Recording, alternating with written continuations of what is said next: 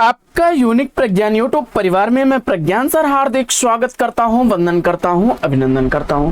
प्यारे साथियों, हम लोग सरस्वती पांडे गोविंद पांडे जी की पुस्तक से अध्ययन कर रहे थे और हम लोगों ने इससे पूर्व में छायावाद काल तक का हिंदी साहित्य का वस्तुनिष्ठ इतिहास अध्ययन किया था और आगे आज हम लोग छायावादोत्तर काल के संदर्भ में पढ़ने वाले हैं। तो साथियों, आज की इस पाठचर्या को हम लोग प्रारंभ करें उससे पूर्व अगर वीडियो को पहली बार देख रहे हैं तो चैनल पर नए हैं तो कृपया चैनल को सब्सक्राइब, वीडियो को लाइक और शेयर करना बिल्कुल ना भूलें। तो बिना समय गंवाए साथियों प्रारंभ करेंगे पाठचर्या और देखेंगे पाठचर्या में क्या पढ़ने वाले हम लोग। प्रगतिवाद। प्रगतिवाद का समय काल 1936 से 1942 ईस्वी तक है। लखनऊ में अप्रैल महीने में 1936 ईस्वी में प्रगतिशील लेखक संघ की स्थापना हुई थी और इसका प्रथम अधिवेशन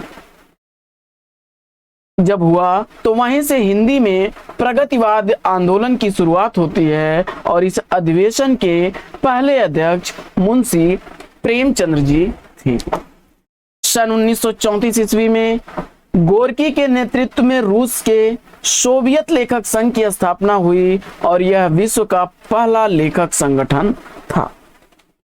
इसके बाद सन 1935 ईस्वी में हेनरी बारबूस की पहल पर पेरिस में E.M. फोर्स्टर ने प्रगतिशील लेखक संघ की स्थापना की। प्रोग्रेसिव राइटर एसोसिएशन की स्थापना E.M.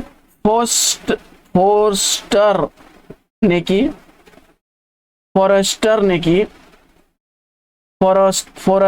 की थी और मुल्कराज आनंद, सज्जाद जहीर, ज्योतिष Ghosh, K.M. Bhatt, Hiren Mukherjee, S. Sinha, Mohammedan ताशीन ने भारत की तरफ से सर्वप्रथम इंग्लैंड में जुलाई 1935 ईस्वी में भारतीय प्रगतिशील लेखक संघ का गठन किया।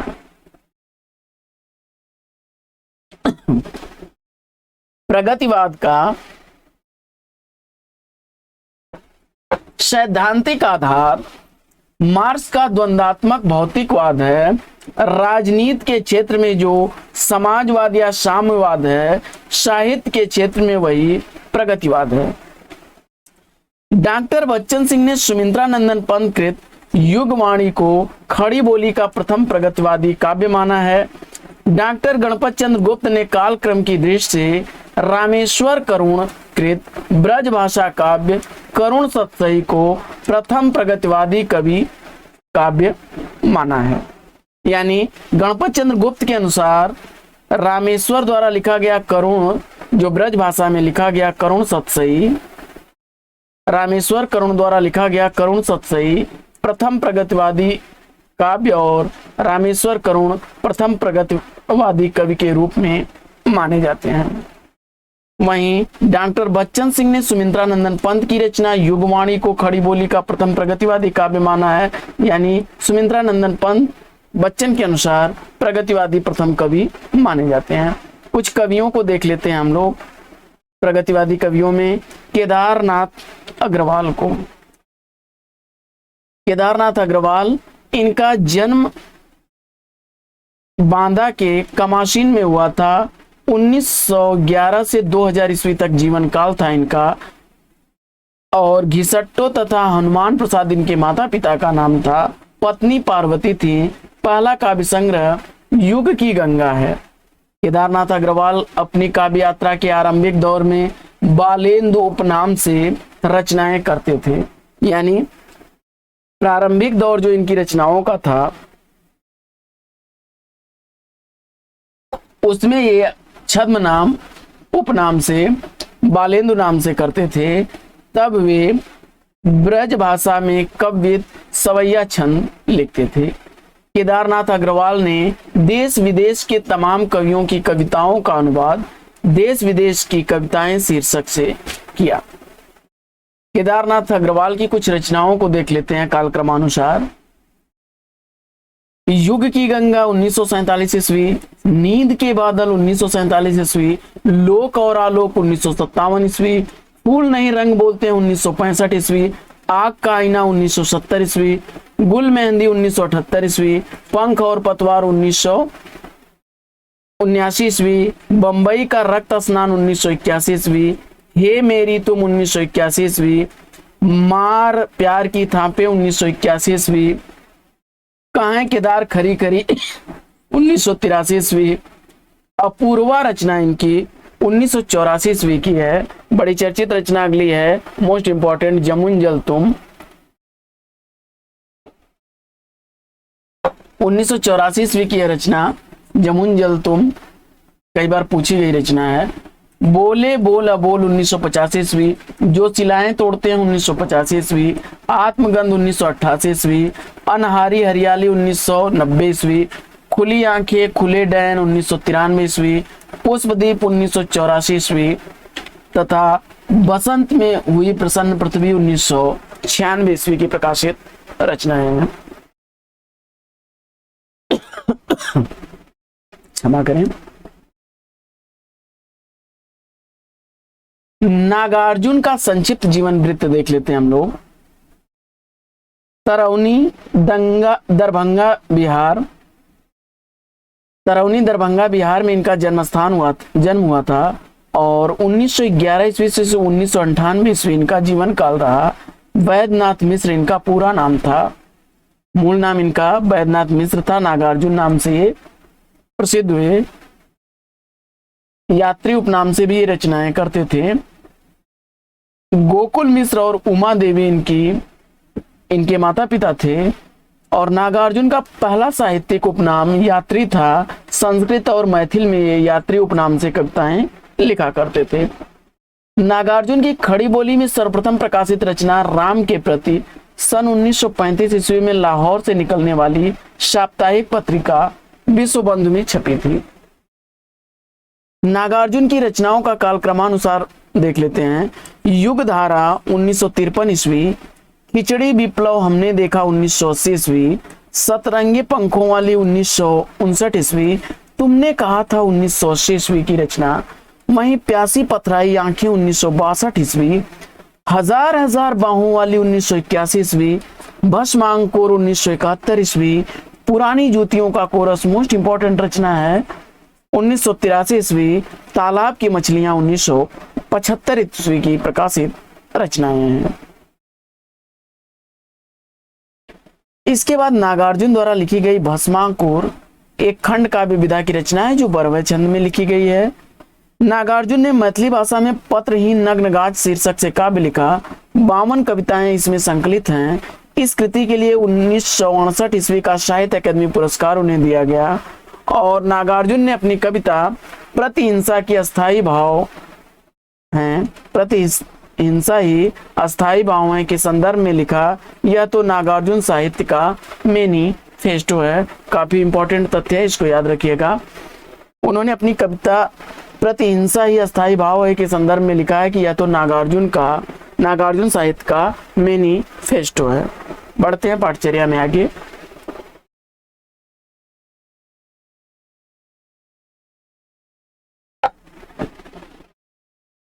डॉक्टर बच्चन सिंह ने नागार्जुन की कविताओं को नुक्कड़ कविता की संज्ञा दी है। यानी नागार्जुन की कविताओं को नुक्कड़ कविता किसने कहा है? तो बच्चन सिंह ने कहा है। नागार्जुन को राजनीतिक जीवन के रूप में भी जाना जाता है। इनकी निम्नलिखित प्रसिद्ध कविताएं हैं।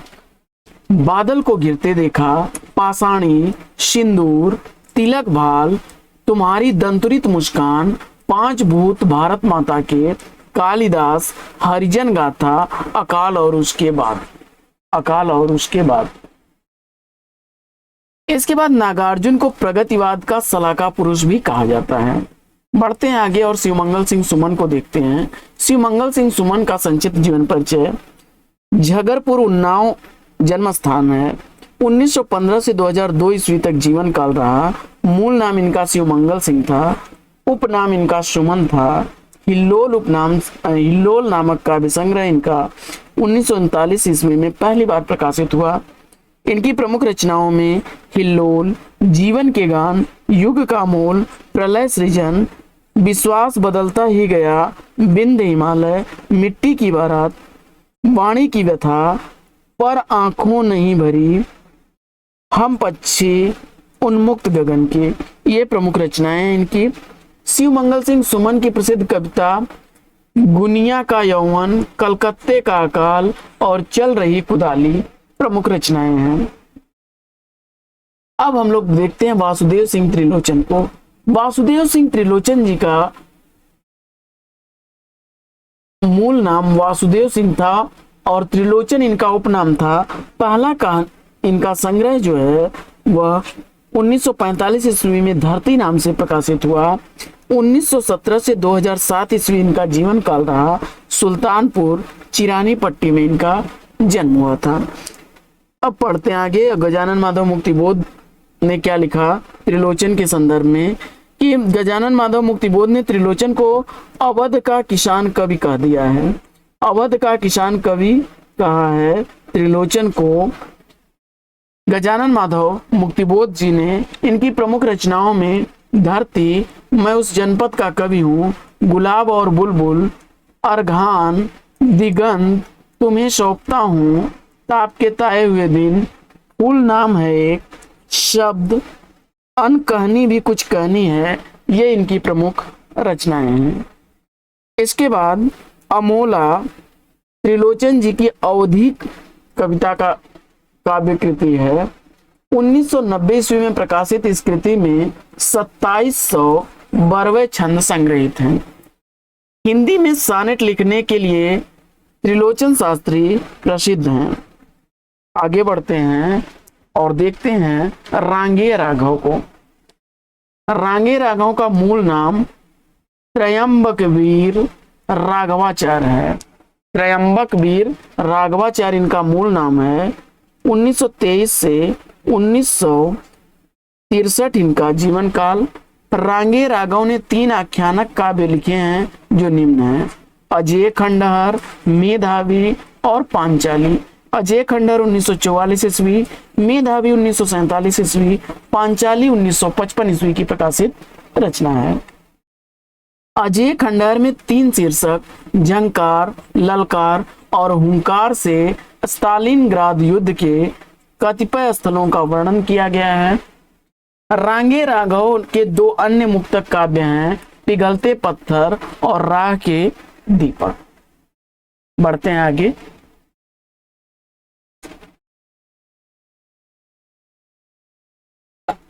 प्रगतिवादी कवियों में उनकी कुछ महत्वपूर्ण काव्य पंक्तियों को देख लेते हैं। सबसे पहले देखते हैं हम लोग केदारनाथ अग्रवाल की काव्य पंक्तियों को।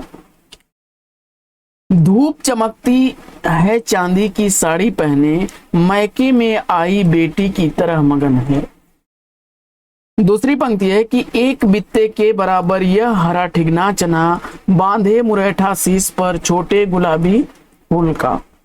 आगे, मैंने उसको जब जब देखा, लोहा जैसे तपते देखा, गलते देखा, ढलते देखा, मैंने उसको गोली जैसे चलते देखा। आगे,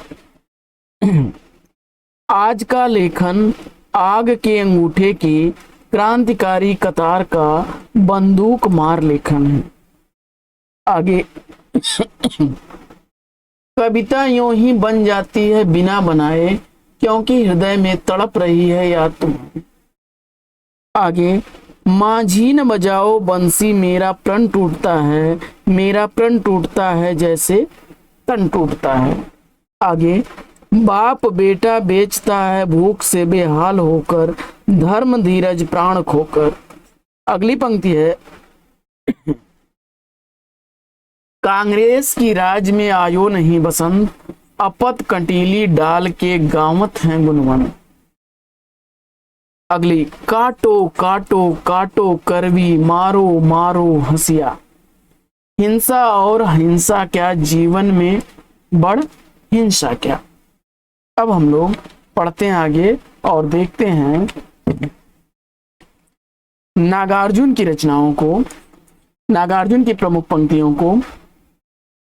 जन जन में जो ऊर्जा भर दे, मैं उद्गाता हूं उस रवि का। अगली पंक्ति इनकी है, याद आता मुझे अपनी तरौनी ग्राम, याद आती लीचियां और आम।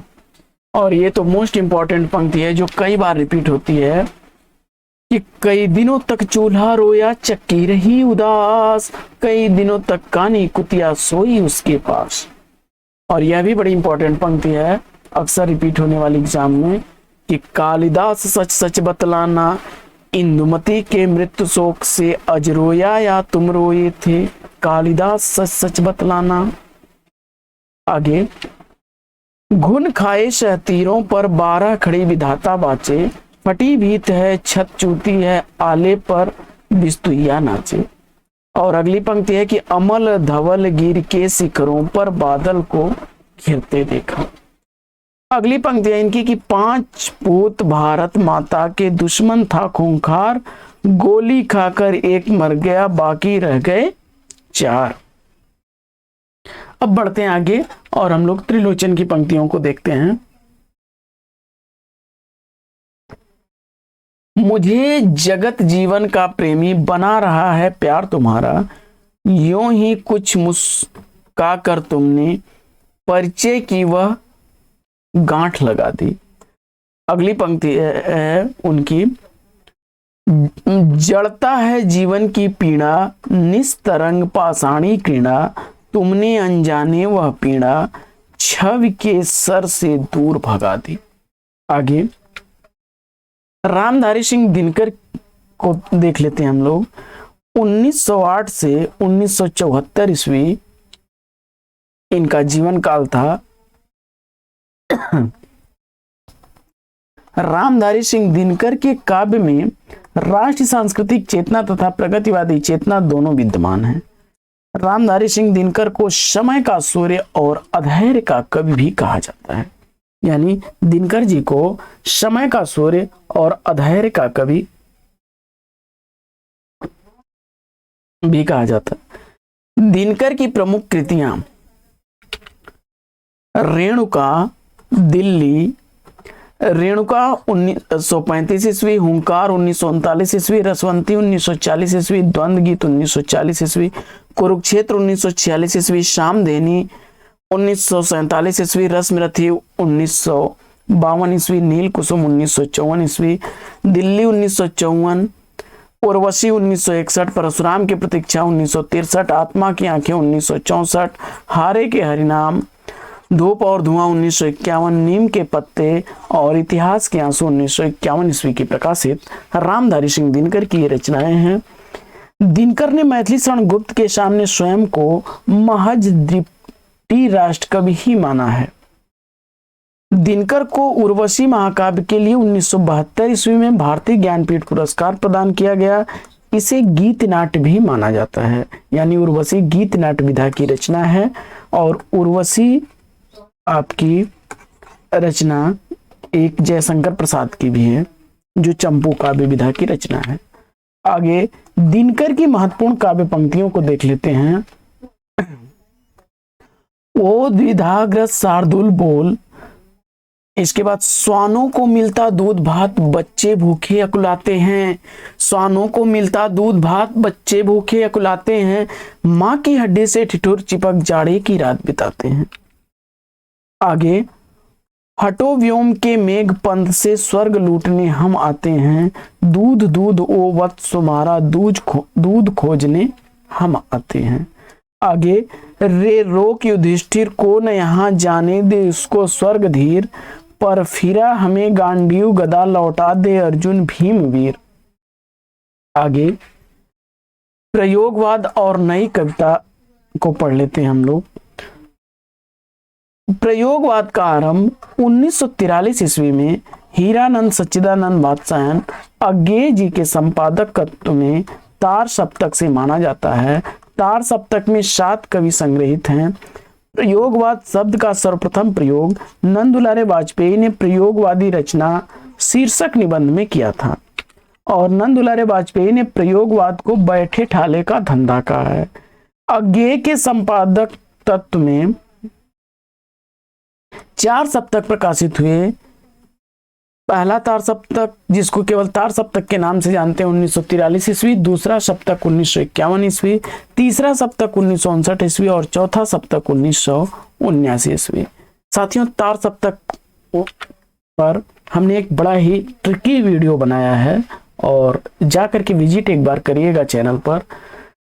तो वह वीडियो जो है वैसे मैं इन स्क्रीन में भी लगा दूंगा, बड़ा अच्छा वीडियो है, एक बार उसको देख करके आप लोग कमेंट्स करके बताइएगा कि कैसी ट्रिक है। अज्ञे ने तार सप्तक की भूमिका में प्रयोगवादी कवियों को राहों का अन्वेषी कहा है या अन्वेषी कहा है। अज्ञे के बाद दूसरा सप्तक की भूमिका में लिखा है उन्होंने कि प्रयोग का कोई वाद नहीं है, हम वादी नहीं रहे हैं, नहीं है, न प्रयोग अपने आप में इष्ट है या साध्य है। ठीक इसी तरह कविता का कोई भी वाद नहीं है, कविता भी अपने आप में इष्ट या साध्य नहीं है। अतः हमें प्रयोगवादी कहना उतना ही सार्थक या निरर्थक है जितना हमें कवितावादी कहना। आगे वे लिखते हैं कि प्रयोग अपने आप में इष्ट नहीं है, वरन वह साधन या दोहरा साधन है, क्योंकि एक तो वह उस सत्य को जानने का साधन है जिसे कवि प्रेषित करता है, दूसरे वह उस प्रेषण की क्रिया को और उसके साधनों को जानने का भी साधन है। आगे तार सप्तक 1943 ईस्वी की रचना, संकलित कवियों के कालक्रमानुसार विवरण इसका देख लेते हैं। तो अज्ञेय की जो देवरिया जन्म स्थान है और तार सप्तक में पहले कवि अज्ञेय जी हैं, 1911 से 1987 तक जीवन काल इनका। दूसरे कवि रामविलास शर्मा, गजानन माधव मुक्तिबोध, प्रभाकर माचवे, नेमिचंद्र जैन, गिरजा कुमार माथुर और भारत भूषण अग्रवाल। यानी अज्ञेय, शर्मा, बोध, माचवे, जैन, गिरजा, अग्रवाल, ये लोग हैं। 1912 से 2000 ईस्वी तक उन्नाव जिले जन्म स्थान है इनका। ग्वालियर के हैं गजानन माधव मुक्तिबोध। इसके बाद प्रभाकर माचवे ग्वालियर के हैं। नेमिचंद्र जैन आगरा के हैं, 1918 ईस्वी जीवन काल। गिरजा कुमार माथुर 1918 ईस्वी मध्य प्रदेश के। भारत भूषण अग्रवाल मथुरा के हैं, 1919 ईस्वी और 1975 ईस्वी इनका देहावसान हुआ है या मृत्यु हुई है। दूसरे सप्तक में कवियों को देख लेते हैं। तो दूसरे सप्तक के कवियों में शमशेर बहादुर सिंह, भवानी प्रसाद मिश्र, शकुंत माथुर, हरिनारायण घनश्याम व्यास और नरेश मेहता, धर्मवीर भारती और रघुवीर साहा हैं। यानी सम, भवानी, शकुंत, हरि नरेश, धर्मवीर, रघुवीर। देहरादून के शमशेर बहादुर सिंह, होशंगाबाद के भवानी प्रसाद मिश्र, दिल्ली के शकुंत माथुर, मध्य प्रदेश के हरिनारायण व्यास, गुजरात के हैं नरेश मेहता, इलाहाबाद के हैं धर्मवीर भारती और लखनऊ के हैं रघुवीर सहाय। जीवन काल इनका देख लेते हैं। शमशेर बहादुर 1911 से 1993, भवानी प्रसाद मिश्र 1913 से 1985, शकुंत माथुर 1922, हरिनारायण व्यास 23, नरेश मेहता 24, धर्मवीर भारती 26 से 97 और रघुवीर साहब 1929 से 1990 तक। इसके बाद तीसरे सप्तक के कवियों को देख लेते हैं। तो प्रयाग, मदन वात्सायन, विजय देवनारायण शाही, कुंवर नारायण, सर्वेश्वर दयाल सक्सेना, केदारनाथ सिंह और कीर्ति चौधरी, ये लोग हैं। प्रयाग नारायण त्रिपाठी रायबरेली के हैं, मदन वात्सायन इसमें दिया नहीं गया है। काशी के हैं विजय देवनारायण शाही, फैजाबाद के हैं कुंवर नारायण, बस्ती के हैं सर्वेश्वर दयाल सक्सेना और उन्नाव की हैं कीर्ति चौधरी। चौथे सप्तक के कवियों में अवधेश कुमार, राम कुमार कुंभज, स्वदेश भारती, नंद किशोर आचार्य, सुमन राजे, श्री राम वर्मा और राजेंद्र किशोर हैं। इसके बाद प्रयोगवाद का प्रवर्तन करने का श्रेय सच्चिदानंद हीरानंद वात्सायन अज्ञेय को जाता है। रामविलास शर्मा जी लिखते हैं कि प्रयोगवादी कविता में युग में उत्पन्न अनास्था, शंका, घुटन, कुंठा, भगनाशा में से एक नए पथ के अन्वेषण की व्याकुल भावना दिखाई पड़ती है। ये कवि एक नए मार्ग का अनुसंधान करने के लिए व्याकुल हैं। प्रयोगवाद की प्रमुख प्रवृत्तियों में अहमवादी प्रवृत्ति का प्रधान, यथार्थवाद का आग्रह, निराशावाद, बौद्धिकता का प्रधान, उपमानों की नवीनता, साधारण विषयों का निरूपण और भाषा का प्रयोग, ये प्रमुख तथ्य हैं। इसके बाद प्रयोगवाद फ्रायड के सिद्धांत दर्शन पर आधारित है, प्रभावित है। प्रयोगवाद के संदर्भ में कुछ विद्वानों के कथन देख लेते हैं। तो डॉक्टर नगेंद्र ने इसको प्रयोगवाद शैलीगत विद्रोह है, वहीं केसरी कुमार ने कहा कि प्रयोगवाद दृष्टिकोण का अनुसंधान है। रघुवीर सहाय ने कहा कि प्रयोगवाद प्रयोग कलात्मक अनुभव का क्षण है, वहीं समाज के हित में जैसी क्रांति का सतत प्रक्रिया काम्य है, वैसे ही रचना के हित में प्रयोग की यह डॉक्टर रामस्वरूप चतुर्वेदी का है। इसके बाद प्रपदवाद को देख लेते हैं। तो प्रपदवाद 1956 ईस्वी में प्रारंभ होता है और यह इसे नकेनवाद के नाम से भी जाना जाता है। प्रपदवाद का प्रवर्तन नलिन विलोचन शर्मा ने 1956 ईस्वी में प्रकाशित नकेन के प्रपद संकलन से किया। प्रपदवाद को नकेनवाद भी कहा जाता है क्योंकि इसमें बिहार के 3 कवि नलिन विलोचन शर्मा, केसरी कुमार और नरेश हैं। इनके नाम के प्रथम अक्षरों को आधार बना करके न से नलिन विलोचन शर्मा, क से केसरी, के से केसरी और न से नरेश। प्रपदवाद और प्रयोगवाद में मूल अंतर यह है कि प्रपदवाद प्रयोगवाद को साध्य मानता है, जबकि प्रयोगवाद प्रयोग को साध्य नहीं मानता। आचार्य नंदुलारे वाजपेयी ने प्रपदवाद के संदर्भ में लिखा है कि नकेनवाद, जिसे उसके हिमायतियों ने प्रपदवाद भी कहा है, वास्तव में प्रयोगशीलता का एक अतिवाद था। प्रयोगवाद के प्रवक्ताओं ने जो कुछ नया कहा उससे संतुष्ट न होकर के उसे एक तार्किक सीमा तक पहुंचाने का कार्य नकेन 1, नकेन 2, नकेन प्रथम, नकेन द्वितीय नामक संग्रह की भूमिकाओं में दिखाई पड़ता है। सन 1952 ईस्वी में नरेश के संपादकत्व में प्रकाशित पत्रिका प्रकाश में नकेनवादियों ने प्रपदवाद को तथाकथित प्रयोग 10 सूत्री घोषित किया। साथियों, इसके बाद नई कविता के संदर्भ में हम लोग अब अगले वीडियो में अध्ययन करेंगे। तो आज की पाठचर्या में साथियों लेते हैं यहीं पर विराम। फिर मिलेंगे आपसे अगले वीडियो में एक नए प्रकरण, एक नए टॉपिक, एक नए अंदाज में। तब तक के लिए लेते हैं आपसे विदा। आपका जीवन मंगलमय हो। बेस्ट विशेष बेस्ट ऑफ लक। जय हिंद साथियों।